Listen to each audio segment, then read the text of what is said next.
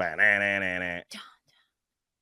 Okay, hello and welcome into Out of the Parks with John Marks. I'm your co-host, Sam Stafford, alongside, of course, John Marks and the one, the only Maniac Malloy. And Malloy, before you tell him what to do, John, we got to say congrats to you because you told us last week.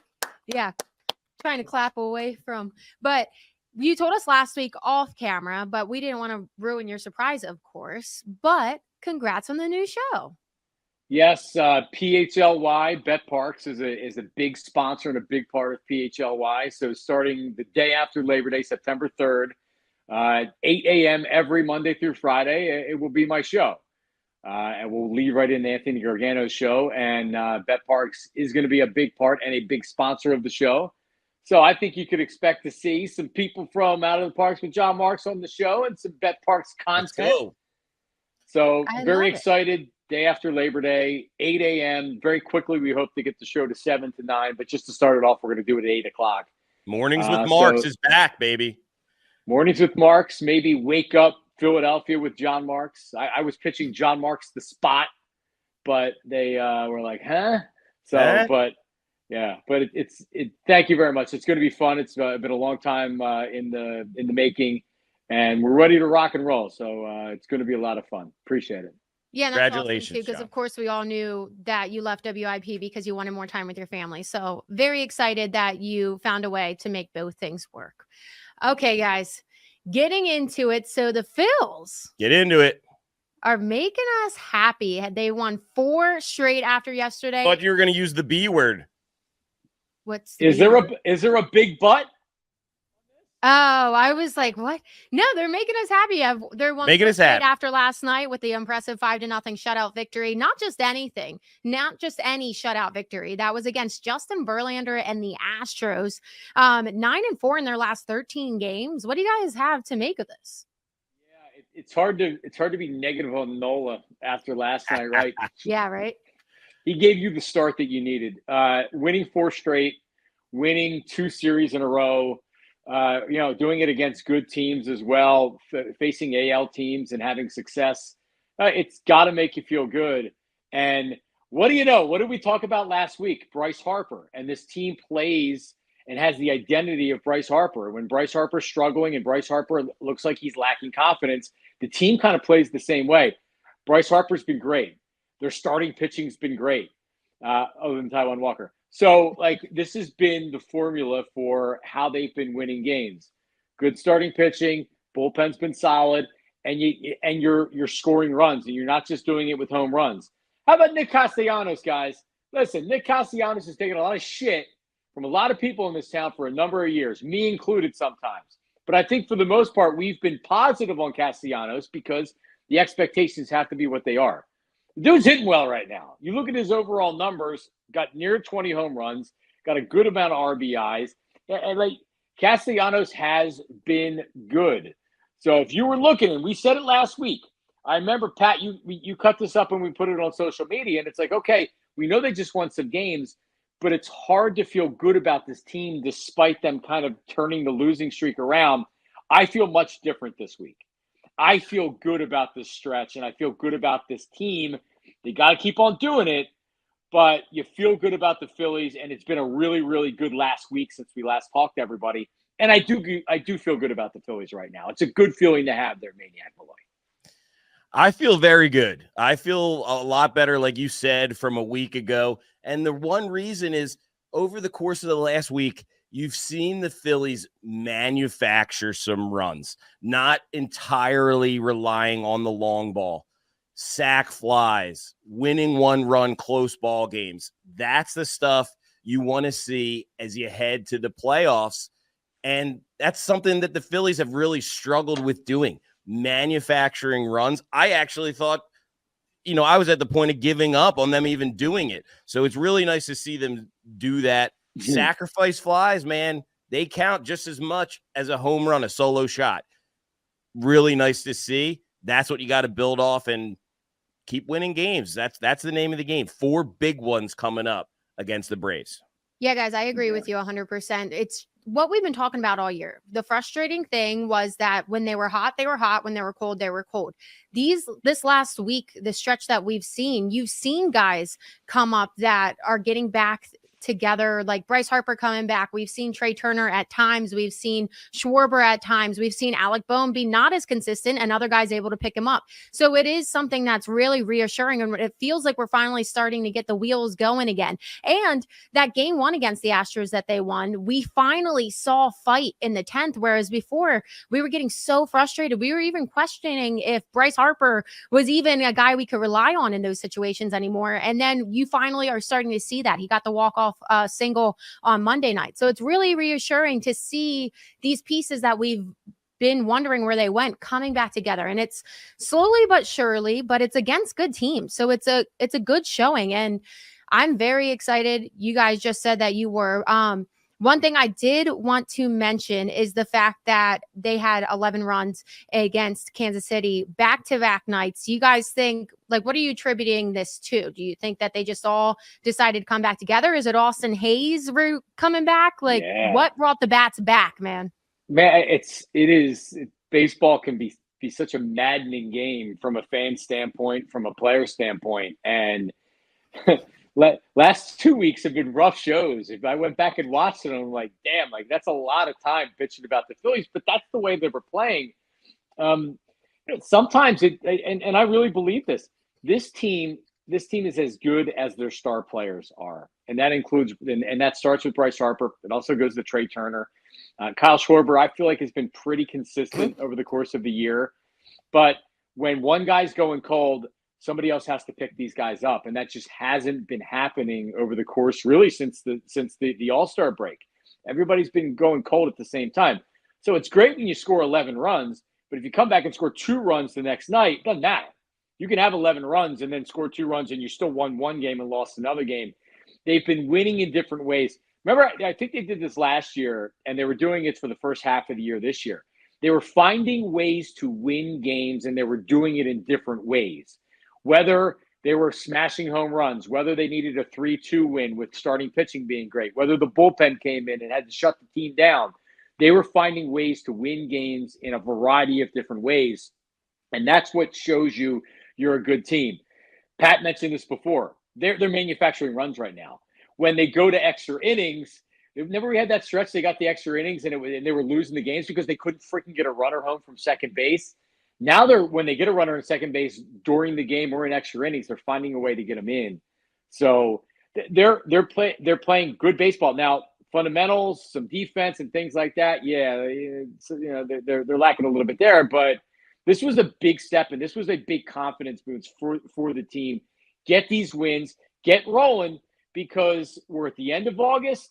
The Eagles season starts very soon, and the last thing you need is to get swallowed up by the Eagles. They got to make a run right here. They got to make a run heading into the playoffs. They got to get their mojo back, and it feels like this is the start of it. It feels good. Like you said, John, it's kind of shaping up nicely for the Phillies. You got 4 important games. You're really locked in right now. Team looks like everything's coming up red, coming up Phillies. The pitching's working out. It's lining up very nice for the series versus the Braves. Then you get a little bit of relief when you go into September. We get a couple of easier, opponents. And it does seem, I don't want to say it yet, it does seem like things are starting to fall into place. You got guys like JT Realmuto getting going. You got guys like Brandon Marsh that are starting to shake loose, and Nick Castellanos is legitimately consistent right now. This is where it starts. What are we thinking from this series, 4 games against the Braves? What would be the best outcome? Well, before we get to that, I do want to mention, you said JT heating up. I just wanted to point out, he's 10 for 25 with 2 home runs, 9 RBIs, 3 doubles, and over 1,200 OPS in the past week. So that was one of the pieces that we mentioned along with Bryce, is what was wrong with JT. And finally, we're starting to see him come back and getting in the swing of it. And it just shows how big of a piece that JT is for this team. And Nick Castellanos, I just want to say this stat too, because it's absolutely let's hear it. insane. So entering last night, Casty was batting .280 with 23 doubles, 2 triples, 13 home runs, 51 RBIs, and over an 800 OPS since May 19th, which is around that time where everybody was like, get rid of this guy. But it just goes to show that he's been that good for that long. And because of so many other factors, he's just kind of slid under the radar. So we do owe him not an apology. I hear people apologizing too, but we do just need to give him credit where credit is due, because he has been that one small piece of consistency that this team has needed. And he can really help the offense. I mean, he protects the guys in front of him and behind him, you know. You can't throw fastballs at that guy if he's locked in, and that's what you need. Want to know what I've been thinking about this past week too is we've been saying that this team heated up a lot earlier than they normally do, and normally we see them take a while to heat up, and then they get slow late July, August, and then it takes into September when we're like, finally this team's back, and we're like, is that cycle? Use the B word. Yeah, she used the B word. We're like, is that cycle going to repeat? And we're seeing that repeat. Even Aaron Nola last night looked incredible after a couple shaky starts there the last couple weeks. And it's just one of those things where it's like, we see this year after year. And now what we've been saying, where we've been trying to be optimistic and we're like, they're going to come back. We're seeing it. So it's kind of like the same pattern. I'm hoping that it just lasts longer this year and goes into the playoffs for as long as needed. Yeah, you hope they didn't do it too early, right? Yeah. Like the last thing you need is that, like that, and then you get to the end of September and they start to go cold again. I like what you said about JT. You know, he's been injured this year. He's been pretty productive, but he hasn't had, really since he came back from the injury, has he really had a game where it's like, damn, he's one of the best catchers in baseball? Like, no, he's been kind of like, eh. And the 2-3 run home game, it wins you the game. It's a huge game, and you need your stars to have the game where, man, JT won that game for you, right? 2-3 run home runs. You're not going to lose many of those games. They need their players to step up and do that. If you're gonna count on Bryce doing it every night, no. Like, these guys are getting paid a lot of money, and they all have to take turns rising to the occasion. And it's been great to see JT do it. They've been once again, they've been winning in a variety of ways over the last week. And that's really good to see. Yeah, I did ask you guys a little bit earlier what we kind of could attribute this to. We have had some big returns. We've had Austin Hayes, which he's kind of getting his footing back. Last night we saw him go 2 for 3. Yeah. So that was a good night from him. That was refreshing. Yeah. And that could be, we said it could just be the smallest piece that really lights this team up. And that's a perfect example, because that just gives you another outfield bat to kind of just work in there and find somebody that's going to get hot at the right time. And of course, Ranger comes back. We saw him kind of limited on Saturday night, but that's a huge piece for this team. Even though he's only pitching once every 5 days or so, it's still something that this team can get excited about and light them up. Right. So those are 2 big pieces. Timing, Yep. timing. And you know, and Ranger coming back, Pat, Ranger coming back, such a big deal that we didn't even mention. You know, he was the Cy Young favorite for a little bit of the season here, and then he got injured. But you really see, even though like he was limited in his pitch count and everything else, but him coming out was a big start. I mean, coming out and showing the same type of form that we saw at the beginning of the season. Now you feel like that you have your rotation back, and I might have to deal with Taijuan Walker for another start. But I kind of forgot we were missing Ranger when we were in the midst of this free fall, being like, shit, what are we going to do? Ranger being back, watching him make that start was very, very reassuring. It was. Yeah, and just the timing. Like, if things are starting to fall into place, no better time than right now. 4 games against the Braves, then you got 2 up in Toronto, and 4 against the Marlins. By this time next week, you know, we could be feeling even a whole lot better about this team. I think if they're keep this up, they keep the trajectory going, you get the bats going a little bit, you show the starting pitching is you know, right where we want it. Timing's everything. And then after that, you got 2 series coming up against the Mets. No better time to see them than at the end of the year when you just need to stockpile wins. So I like our spot right now. I really do. Tied with the Dodgers and the Yankees with the most wins in all of baseball, 78. Now it becomes a thing where now you're checking the Dodgers score every night. Yep. Last night I threw that game on, Dodgers Orioles.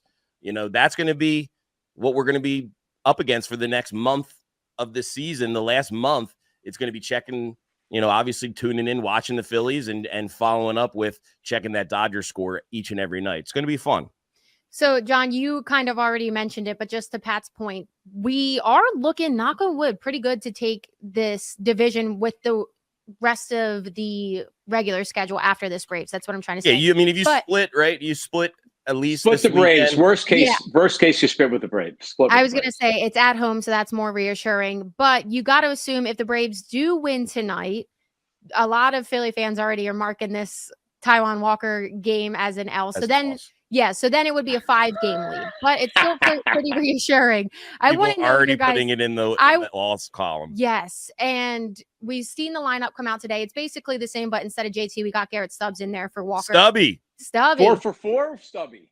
Yeah, don't even see his lines on Bet Parx. I think they weren't expecting him to get the start today. There's no action on Garrett Stubb on Bet Parx right now. I'm very, very, very upset about that. Well, so not that I agree with the Walker start, because I'm sure most of us don't. I want to get your guys' take on that here in a second, but it does make sense. If you don't have an off day, you need to give JT some break.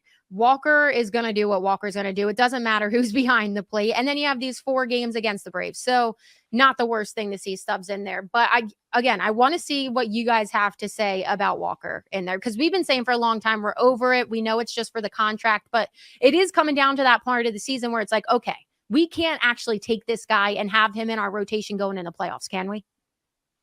No, I mean, he's not going to be in the playoff rotation. But to your point, I was a little bit surprised that he's getting another start. And is this his last start? What does he have to do to stay in the rotation? Is he just staying in the rotation? Right. It feels like if they get 5 innings and 4 runs, that's a win for the Phillies, right? That's where we are with Taijuan Walker right now. Keep him in the game. Don't get blown out. Maybe this is one of these things where they just feel like their best chance to get through 4 or 5 innings is Walker as opposed to Tyler Phillips. I mean, I don't know. I don't like the feeling of this, but when everybody thinks that something's going to happen and Walker's going to get lit up and this is an out for the Phillies, it's always when it goes the other way. So maybe this is one of these situations where Thompson and the Phillies are saying, listen, this is where we need to come together as a team and win as a team. And if that means that the offense needs to step up and needs to put up runs to support Taijuan Walker not being great, then that's what we need to do. I don't know. I mean, I disagree with it. I would never put him back in the starting rotation at all. Yeah, he's terrible. I like what you just said there, John. You got to rise to the challenge tonight. It's absolutely going to be a challenge. You're going to need to go out there and get 5-6 runs this afternoon if you think you have a chance to win. If you're going to have a chance to win the game, you got to score 5 or 6 runs. It's just that obvious right now with Taijuan. And early, by the way, too early. You can't fall out 4-0, and in the 6th inning you start chipping away at it. Get some freaking early runs. It is remarkable to see, though, right now. The Phillies are plus 100 against the Astros today. So slight underdogs, even with Taijuan Walker on the mound. Now, the last time he was out, it was truly the worst performance that we've seen out of him. Just a total no-care effort. Just absolutely throwing the ball right over the plate to be spanked all over the ballpark. I think the best thing about getting excited for Taijuan Walker starts are that each one is closer to being the last one we ever have to see of him in red and white pinstripes. Today's going to be it. I really think today could be it for him. If he gives up 5 or 6 runs with a couple of home runs, he's going to be DFA'd. But in the grand scheme of things, we have a month left in the season. How many more starts is he even possibly going to have for you guys? Maybe 2 or 3. Maybe it isn't the last start for him. Maybe they just ride him out, just to take up that spot in the rotation. It is odd when you have guys like Colby Allard and Tyler Phillips that are just about the exact same, if They've pitched marginally better They've- that you're going to get out of these guys, they've versus had what you're going to get starts- out of Taiwan. Starts have been better than Taiwan Walker this year. Both. Yeah, of them. they have been. They absolutely have Yeah. been. They just don't have the $36 million necklace around their necks when they go out on the mound every fifth day. I do want to say, based off of what you guys are saying, on the mound for the Astros tonight against Walker, or today against Walker, is Spencer Arrighetti, who is not that much better for the Astros, which is probably why the line's so close, like you mentioned, Pat. So he's got about 5 ERA. Yeah. Yeah. So everybody better take the over. Over set at 10. You like the over today, Sammy? I like it. I could see a 6-5 easily. 6-5 Yeah. game. Yeah. It's hot. It's hot as all hell out. Yeah. Ball's gonna be flying out of the yard. You have two pitchers that throw meatballs down the middle of the plate. So yeah, if we go out of the parks with John Marks later. Let's go out of the parks today, and just take everybody to hit home run today. Look for two Schwarber bombs. I was going to say that's number. when normally you're out of the parks is best for the day of. So yeah, we'll let's take do it today.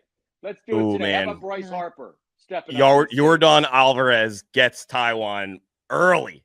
Another odd one that I see here, first inning, right? First inning tie is currently a plus 104. Astros to score a run in the first inning is currently plus 150. Astros to not score a run in the first inning is currently minus 195. Might want to take a look at that Houston Astros to score one in the first at plus 150. I'm not going to lie. Taiwan, it's usually, that first inning is where he struggles the most. That's when he begins to start to struggle. First or second usually is what we see from him. But there is one thing that I started thinking last night and I want to see. So with the Taiwan Walker situation, we're like, who would take that spot? You got obviously Aller, you got Phillips, like we mentioned. But one thing we've been saying is Spencer Turnbull will be back. Spencer Turnbull will be back. Where is he and why are we not hearing anything from him? So originally they said he'd be back by mid-August, right? Then he was placed on the 60-day IL around that time in mid-August, just before it. But he was eligible to return from that this past Monday, and we haven't seen him. We haven't heard anything about a rehab. We haven't seen anything. And Rob Thompson did say a couple of weeks ago when he was asked about him that when he does come back, he'll probably be bullpen. But it's just such a mystery. Where is this guy and why is he not being called upon? Like, I feel like that is an obvious answer to help out with this situation. A mystery and just a really unfortunate series of events. If you could go back in time and never let Spencer Turnbull out of that fifth starter role, how does this season look? I know it's the fifth starter. John is one of those guys too. He's like, I'm not worried about the fifth starter. And that is the truth, but it would be a little reassuring to have Turnbull, somebody that gives you a chance. But, Turnbull, that was his issue coming into the season, injuries. So, I think he's just a guy that, hey, maybe he gets healthy right for the playoff push and he's an arm out of the bullpen, but that'd be nice. Can't expect too much about the guy right now. So at this point, we're almost at Labor Day, so it's September, and we don't know. He's going to need rehab appearances. He's just got to be able to come back, roll out of bed, and be like, all right, let's go. So you're looking, minimum middle of September. So I would think, and that's if he comes back right now, I would think that, Pat, like you had said, this is a good way to maybe now you have a fresh arm that's coming out of the bullpen and can pitch multiple innings. We know that the Phillies in the playoffs have struggled. Once the starter's out, then it's like, all right, how do you get to that bridge to your good back-end bullpen arms? And they struggled with that last year, especially last year. So maybe Turnbull can be that guy. But it is weird because it didn't feel like a major injury when he was out. Yeah, he'll be back. Now they're saying middle of August. Well, it's the end of August. Where is this guy? Yeah, I think that's just the label of Spencer Turnbull. That's kind of how his career has gone. And yeah, he's a question mark and he's a mystery man. And he's one of two guys that are MIA right now. Well, So I was just going to say, to help that bullpen, I like your theory that just keep him out, let him rehab, and then bring him back for the playoffs, because our bullpen that has been strong to start the season, then got a little shaky. Looks like they're coming back. But Jose Alvarado placed on the restricted list, and he's left the club to deal with a personal matter. What do you guys think about that? Kind of out of left field, right? Out of nowhere. Yeah. You hope everything's okay.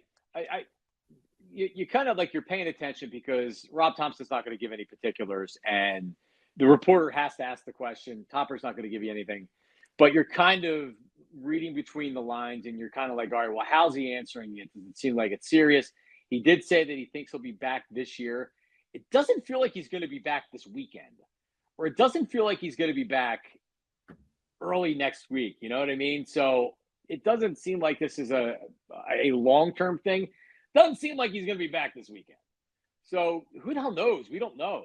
Anytime you hear a huge personal series matter, that too, can be and anything. yeah. I mean, like you said, John, you hope that everything's all right.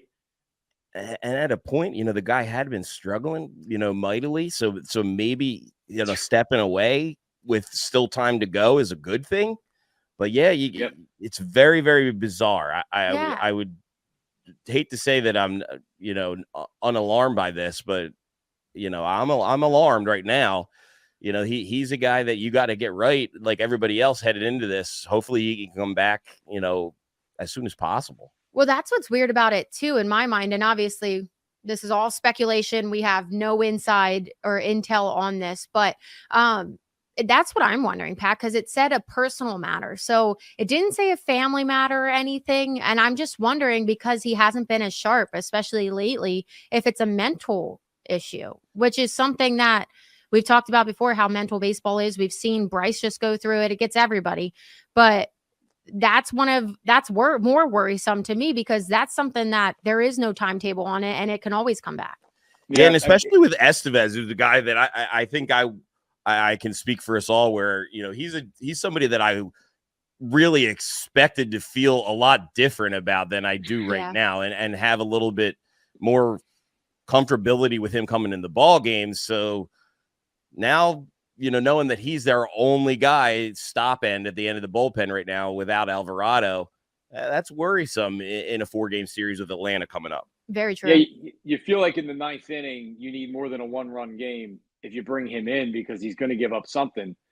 As far as Alvarado, Sam, I think we'd be naive to not at least consider. And again, we're not going to speculate what's going on because we don't know. Yeah. But when people have personal problems, whether it's family related, whether they're just going through something, whatever it is, it's not crazy to think that it's affecting them on the field. So, yeah, and on the mound. So this has been a guy that has had struggles before. 2 years ago, he was in the minors because he was struggling. Who the hell knows, right? So you just hope that everything's okay. He can handle whatever he needs to handle, and when he's ready to come back, come back. But I agree with Maniac Malloy. A good way to look at this is say, let's get him situated. Let's get whatever's going on, and then come back. He's refreshed. He's got a little bit of, the arms not as fatigued from when he was pitching before, because they need him. When the Phillies have been at their best, Alvarado's been, if not their best bullpen arm, has been one of their best bullpen arms, especially from the left side. So they need him. They need Alvarado, because they're a reliever or two short right now. Yeah. If they don't have Alvarado throwing bullets back there. Well, that's one thing that is a optimistic way to look at it, is hopefully he's able to just get time off, like you said, give his arm a rest, take that break if he needs it. And then this schedule going into September is favorable for that. And hopefully this offense that we're seeing out of the lineup is consistent, and they'll be able to keep them up. The rotation really doesn't put any rough struggle on that bullpen. I don't know how to say that, but so hopefully we just see everybody kind of play their part and pick up for this with the easier schedule to run out this regular season, and then going into the postseason we'll see something good from the bullpen, and we'll get all this refreshed, because I like that idea. It makes me excited to think about that. I'd like a Turnbull coming back, a healthy Alvarado. Listen, I need the guys that we have. Kirkring, you need Matt Strom, You need Estevez to not make you have your heart in your throat when you go out there. We just need these guys who we traded it away. Sir Anthony, we traded away Soto. We got Banks. Like these are the guys. These are the guys we're rolling with. They know their job. They got a month left in the season. Get it right. Alvarado, if you got to step away, come back, ready to go. Yeah, like John said, we need them. One thing we kind of glanced over from that Atlanta series, do we owe a thank you possibly to Orlando Arcia for the stare down of Harper?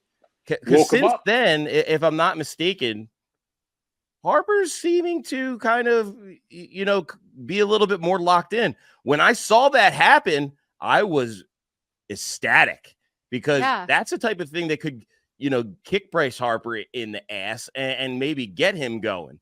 Now, he said he didn't see it, but do we owe a little thank you to Orlando? Because I know he mentioned it in the media that, I did it first and whatnot. I mean, that night in itself couldn't have worked out any better. Maybe that lit a little fire for Bryce. What are we thinking? Well, and even if he didn't see it, he's definitely seen it in the media now because it was everywhere. But that was just absolutely idiotic. Talk about stupid, right? Like, how do you even yourself just feel confident and be like, yeah, like I could show up Bryce Harper in this regular season game. Yeah, where we still lost the game. He's been waiting since when did that happen? Was the date that happened in October? October of last year, right? Yeah, it was. Yep. He's been waiting. So more on that Brave series, Pat, because earlier you had asked, you're like, what's the what do we look at with the series? And I think everybody would say, I think most people would say, as long as you don't lose any ground, splitting a series is okay with Atlanta. But I'm going to push back a little bit on that. Because if we're talking about this baseball team, and again, this isn't about limping into the playoffs. This is about being confident and having a World Series team. This team needs to get their mojo back. They need to get their confidence back. And they haven't been confident. They haven't played confident against the Braves this year, despite the Braves having all their injuries and everything else. So why not, coming into town, say, you know what? You're coming into Citizens Bank Park. You guys are going down. So the expectation, if you're the Phillies, and the expectation as Phillies fans shouldn't be, I'm just hoping we win 2 games and we split the series because we don't want to lose 3. Well, no, how about this? The Phillies are a better team than the Braves. The Phillies should win 3 or 4. And if we want to see a World Series Phillies team and we want to feel confident about this team going back to the World Series, the Braves should go down this weekend. And the Phillies should say, you know what? That wasn't us. The last couple of weeks since the All-Star break wasn't us, and you're coming into town. We're not limping into town. You guys are going to be limping out of town. So I want to see a confident Phillies team that looks confident, that says, hey, remember what we did to you guys last 2 years in the playoffs? You forgot about that.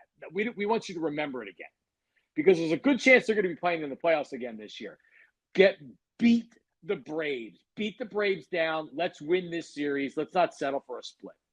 Yeah. Timing is everything, right? We've been talking about it on this episode. Timing is everything. No better time than right now to smack the Braves in the mouth. You were not supposed to win the division, right? Now it seems like, are they going to hang on? Are they going to, you know what? No. Let's go out, make a statement, take 3 of 4, take 4 of 4 from the Braves. Set yourself up beautifully for the rest of the month of September. Get the mojo back. Get the mojo working. You are a better team than the Braves. You look at some of these guys they got in their lineup. They got a bunch of retreads. Go out there, send a message, win the division, wrap it up this weekend, and feel good about yourself. Feel good about start getting the mojo back in the clubhouse. The vibes will be extremely high headed into September if you can come out and be a buzzsaw going right into these Atlanta Braves this weekend.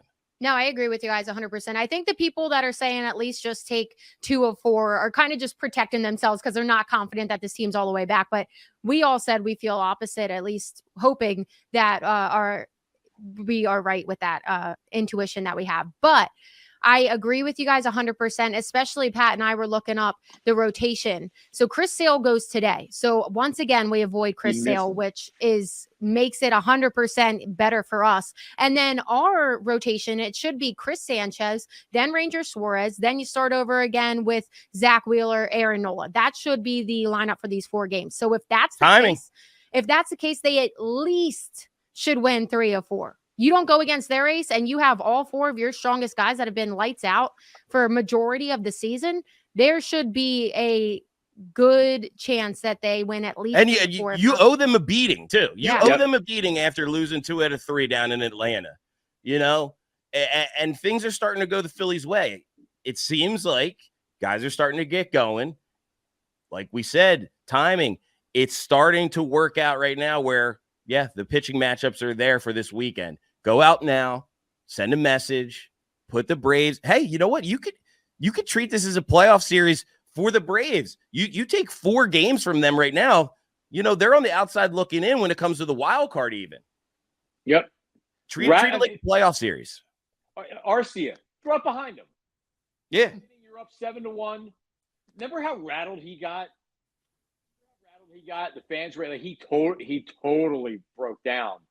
Like, the fans need to bring it. The team needs to bring it. If all the people out there that are not understanding why fans are lacking a little bit of confidence right now, well, you win 3 or 4 against the Braves and you assert yourself like we've seen them do before, everybody's going to feel differently. This is such a huge series this weekend, so let's go out and do it. Okay, guys, before we wrap up this baseball talk, I have to do the Cy Young watch because if not, Pat's going to say that I hit it on purpose. Honestly, I think we can just wrap it up. It's over. It's over, Johnny. It's over. It's not over until it's over. But Chris Hill, minus 500 on the Parx app. Zach Wheeler, his odds improved, plus 275 now. So he's inching closer, So there is a shame. Like, he doesn't make up any ground when he doesn't win a game. When you don't win, it's just so hard. It's such a award that revolves around those W's in the win column, and that's where he's going to really be up against it. I have been an advocate of wins and losses are not a pitching stat, and it's unfortunate that could definitely. For the Cy Young, unfortunately, it is. I know, but I do not think that it doesn't like it. She don't like it. I don't. And I think it's notable that they're hiding Chris Sale from us. I just want to say that they've secretly been doing that. Might not be a bad tactic for them, though, because if we do play them in the playoffs, that's somebody that's potential Cy Young that we haven't seen basically all year. I don't think they played earlier in the season against Chris Sale. So that would be something that wouldn't be a bad tactic on their part. But well, I want to try to just, since we can't make any money there, I want to ask you guys. I'm looking right now on the Parx app. The Phillies are currently plus 500, 5-1, the second best odds to win the World Series. John, how do you feel on making a bet on the Phils to win it all right now? Are you taking that bet? Can I wait till Monday after the Braves series here? No, you can't. You got to make it. You got to make up your mind right now, John. How do you feel as we head into this season? How do you feel headed into this series versus the Braves? Are you taking the Phillies plus 500 to win the whole thing? Oh, we lost. No. I am. Who's the shortest odds to win the World Series? It'll be the Dodgers right now. Dodgers. So both the Dodgers are currently plus 350 to win the World Series. Phillies are plus 500. In baseball, so much about matchups. The Dodgers haven't matched up well against the Phillies. They really haven't. Phillies have done very well against the Dodgers. I got it. And like, who are you going to face in the playoffs this year? I mean, if you're asking me right now, how do I feel about the Phillies? I'm still concerned about the Phillies. I'm still concerned about the Phillies. Yes, I am. He's not throwing his hard-earned money on a Phillies World Series bet. I'm not. And that's the bottom line, right, John? That's the truth. Yeah, it would have been very easy to say, yeah, let's go, Maniac. Yeah, let me Venmo you my money. I still don't feel great about it. I don't. Wait until Monday. Okay. You'll be back on the wagon. So John, you said that you aren't sold 100% yet that they win the World Series, but you did admit that they have the favorable matchup against the Dodgers that we've seen all season long, at least. So what's your confidence that they could win the NL then and get to the plus 235, plus 235 to win the NL? Yeah, I mean, I almost look at getting to the World Series and like once you get there, then you kind of reboot and you're like, all right, like where do we stand right now? When you look at the last 2 years, they were fortunate. They avoided the Dodgers 2 years ago and they played the Padres, and that's how they advanced to the World Series. Yeah, getting Atlanta the last 2 years where they were coming off of that bye, it actually played into the Phillies' favor. Phillies are probably going to have a bye this year. I mean, we'll see, but they're probably not going to play in that opening round. I I just don't like how this lineup has disappeared for extended periods of time, and we've seen it. We've seen it. So as good as the starting pitching is, the adjustments are too slow to be made, or they're not made at all with this lineup. But I mean, when you look at where the Phillies are right now, you can make a case for the Phillies, the Dodgers, really a couple more than a couple teams in the NL. So I mean, like I'm not trying to shit on the Phillies. I'm not trying to say like, oh well, they're done. But I definitely don't have the confidence that I did earlier in the season. I don't. We'll check back in with you at the end of September. Listen, Yeah. Phillies World Series plus 500. Take the bet now. You got to take it now before they get so hot headed into the playoffs. Take the bet now. Phillies plus 500 to win the World Series. Phillies to win the NL plus 235. I like them both. The time is now. Get in while the getting in is still hot. Yeah, I like the plus 235 to win the NL. I think that's where my confidence would lean on right now. Austin Hayes. But okay, guys, we're going to take a little cleanse from the baseball and move into some birds talk. So Birds talk. Yeah, birds talk. But so obviously preseason has wrapped up. The team made their final cuts yesterday. Anything shock you guys with the cuts that they made? No, there was a lot of talk Bradbury may not make the team. I didn't see that. I didn't see them cutting him. He's guaranteed. His money's guaranteed. I'd rather keep him in case that there's a major injury than some practice squad guy or whatever. Now, if there's a player that comes along that's better and you feel like, you know what, let's grab him. All right. So, I mean, I would have been surprised if Bradbury was gone. Really, this team was set. Team set. Yep. Yeah, team set. The quarterbacks, I expected all three to make the team. The running backs, she didn't. I mean, really, there was no surprise on guys not making the team. Yeah, no surprises on my end at all. And yeah, this team is set. We're ready for Brazil. You know, I guess the only surprise for me would have been the Parx Campbell move, I guess, but I think he's going to end up, you know, hopefully sliding back through as a practice squad guy. But other than that, now we wait. Now we wait. Well, yeah, I agree with you guys. The one thing I did have written down was just the fact that people were surprised that Bradbury was still in the team, and I was not, because same reasons that you said, John. They you owe need him the vets. Yeah, they owe him money, and they're thin at safety, and he switched over to safety. So it's like, why not keep? Yeah, it not there? not until you get Sidney Brown back off the pup. Yeah, you're thin there, and hey, who knows? Maybe Howie again continues to look like a genius, and you get a little production from Bradbury out of the safety spot. Makes sense to me. So we're all on the same page. I did say last week, we're going to talk about it every single week. What's your confidence with this team going into Brazil against Green Bay Packers? I'm feeling good. I feel good about this team. I guess we'll give it next week. We can give our season predictions because it's the Wednesday before the first game. But I hate to even bring it up because I know what he's doing. But just so everybody just realize this, when Nick Wright on FS1 says that the Eagles aren't making the playoffs, and he's doing that for a reason, because he's going to get reaction. And now he knows that every Eagle fan is going to be waiting after every game. When they win, he's going to be like, oh, they're still going to lose. And when they lose, then he's going to see, I told you. Don't take the freaking bait. He's making it look too easy. He's making it look easy on you right now. Classic troll job. Yeah. Yeah. I mean, it's a handbook that Skip Bayless, and like, listen, he's it's stupid, but that's what they do. They debate, and you need to have takes. And I'm not going to hate on him for that. Stop taking the bait and retweeting it and posting it on Instagram and acting like he doesn't believe it. He doesn't believe any of this shit. All right, so stop. Well, and especially we're hearing it from John Marks. You know it. That's how the showbiz goes.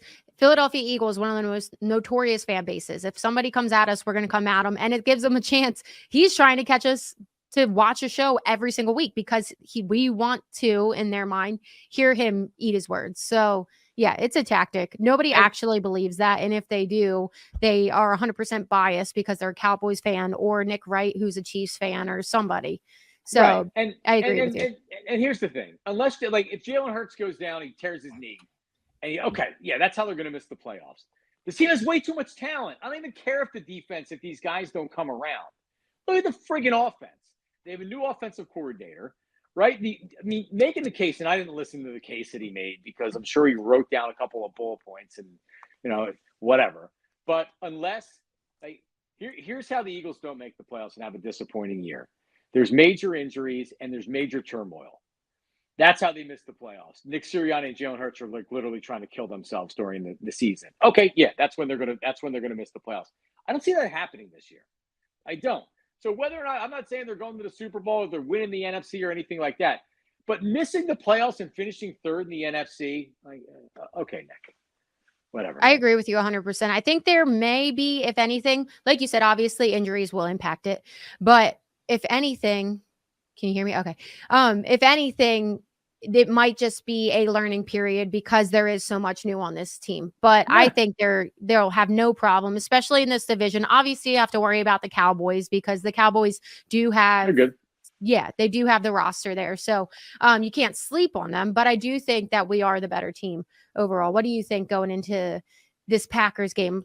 Don't give too much away because I agree with John that we do need to do previews next week. Well, I'll say this. The line is moved. The line was 1. The Eagles were -1. They're now -3 on the Parx app. People are starting to jump on the bandwagon for the Birds. Yeah. Maybe it's all those glorious training camp stats from Elliott Shore Parks. Maybe he's, moved the line from all of his great coverage. Listen, when it comes to Brazil, you want to see them move the football and you want to see the defense make some plays. 3 points is a lot.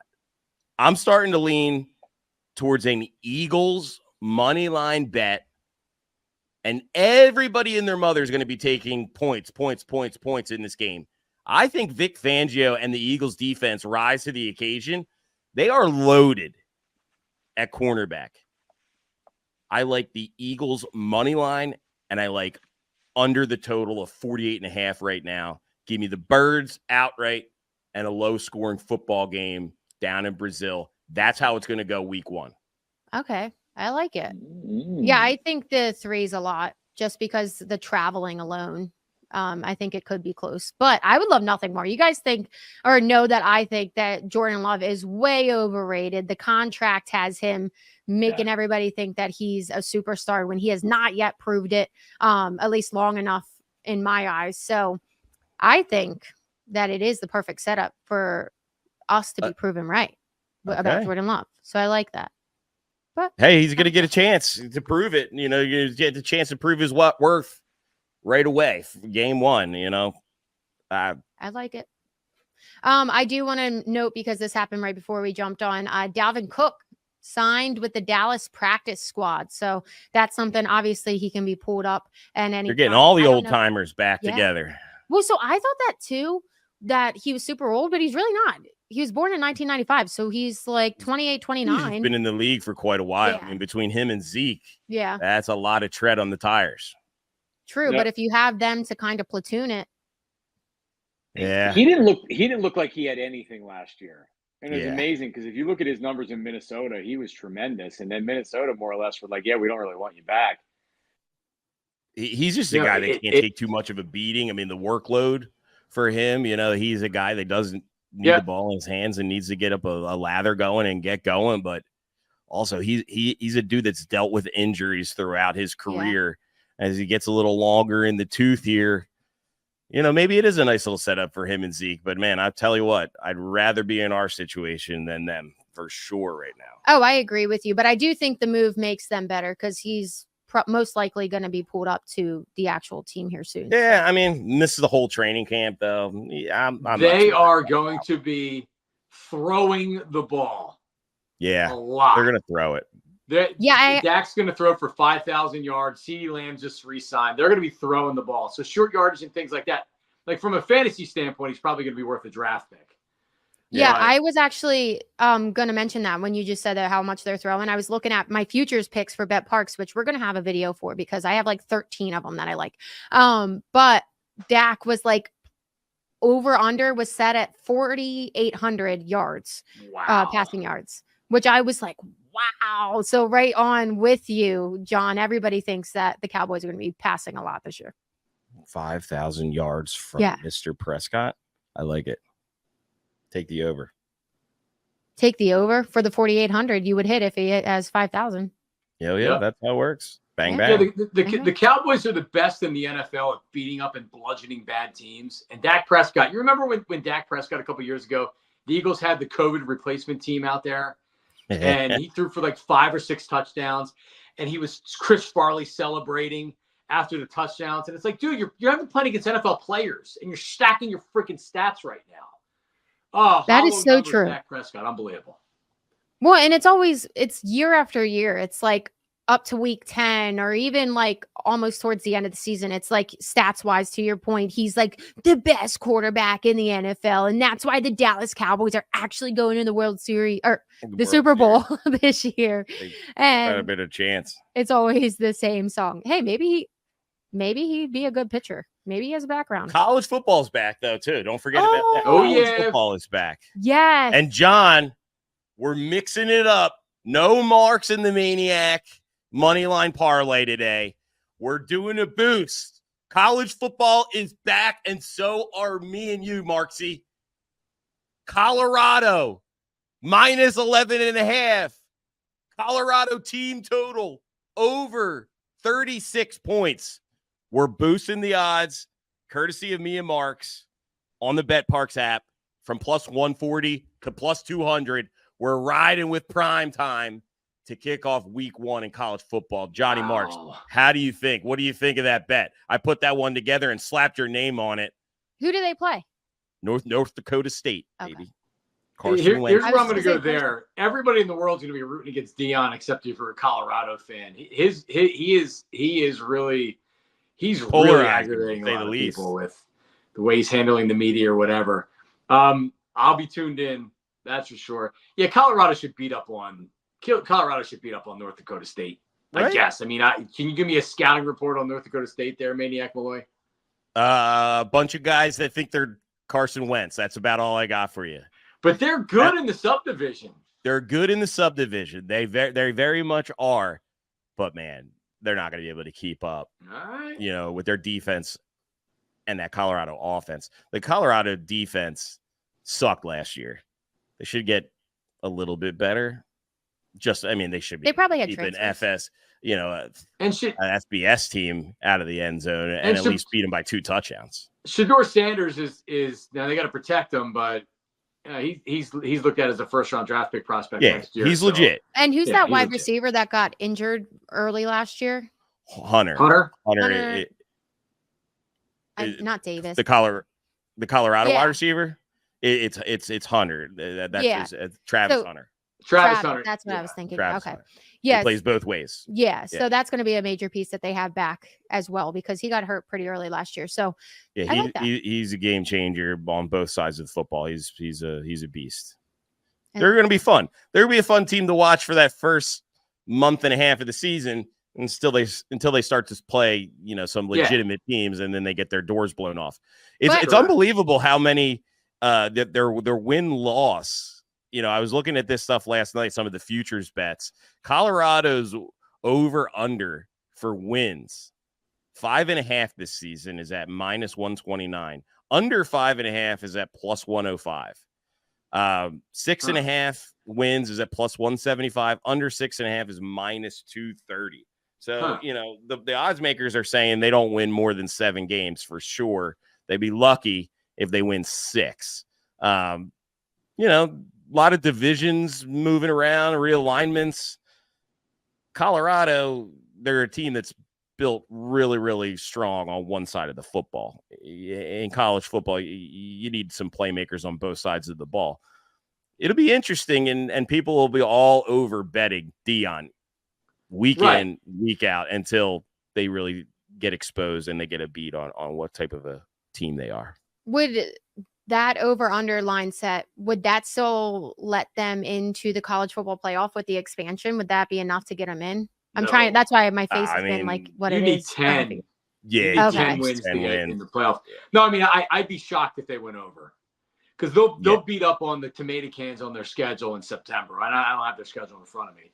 But once you get into conference play, and I know the Big 12 isn't the best conference in the world, but you're like you had said, Maniac Malloy, you have a good offense. There's a lot of teams out there with a better offense than you or on equal footing. And if your defense sucks, then you're in big trouble. You're in big trouble. It's intriguing. I'll be paying attention every week to what they're doing. Yeah, I agree. I'm excited. And thank you for bringing that up because, college football, man. We are back with officially college football. It's locked and loaded. It's time. Yeah, and the expansion. So it just gets so much more fun this year because it's the most exciting year of college football we've ever seen. We'll actually see good matchups all year long for the most part. Obviously, the beginning weeks are different, but for the most part, because I remember the last couple years, my husband's a Michigan fan. I'm a Michigan fan by association, but it's just been so like blah because they didn't have a loaded schedule because you had to make an easy schedule because you couldn't have any loss if you wanted to make the playoffs. So I'm excited for this because I think it'll actually be good competition and make it more exciting.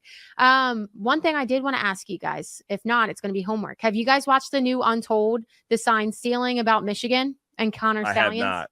I've read a lot about it. I watched the Steve McNair. Yeah. This one just came out like Monday night, Tuesday night, but see it. Really good. So you guys got to watch that and we'll talk about it because I want to know your thoughts on it. Okay. Because I might be a little biased. I am a Michigan fan, but go home right now and watch it. There you go. It's work. It's work. Go watch the documentary.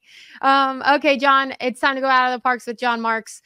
Who do you have for this weekend with the Braves? And you can give one today for this final series. Bryce Harper and every Philly. Every Philly in the lineup today. Every Philly. Stubbs is not. You go to the Parx app, you can't bet on Stubbs at home run. But I would look at any of the big boppers today. It's in the 90s. It's a day game. The ball is going to be flying out of the yard. Boom.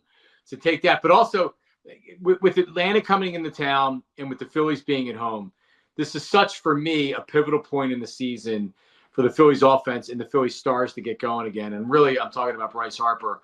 Bryce Harper, he's having players that are staring him down now, even though that was silly. Let's see the Bryce Harper we saw last year in the playoffs when he's hitting those home runs against the Braves. So I'm riding Bryce Harper this weekend, and I'll ride him today too. Well, I missed last weekend with Vinny P. Didn't come through for me.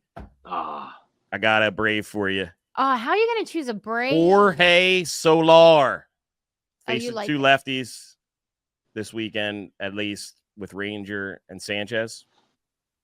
Look for Jorge Solar to maybe give it a ride. Is it Solar or Soler? Either way, it's fine.